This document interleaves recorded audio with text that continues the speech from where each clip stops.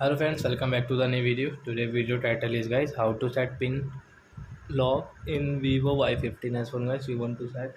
So as you can set and guys now let's see how to set pin lock in Vivo phone. So before starting video friends, I want to tell you if you're new in my channel and you're watching my video first time. So first of all go and subscribe my channel, click the bell icon and like my videos. So guys now let's start the video. First of all open your phone setting guys. Then guys click on security setting. Guys click on screen lock. You have pattern, so guys draw your pattern and guys click on pin. So as example for guys you can see guys the number password must contain at least 4 digits. So we will take like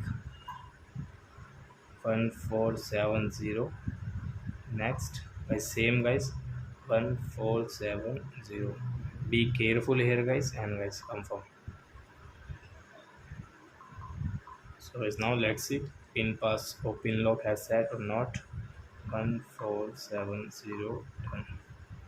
So I hope friends you have understood how to set pin lock in Vivo phone. So that's it guys, thanks for watching my video. Now we will meet on next video with new topic.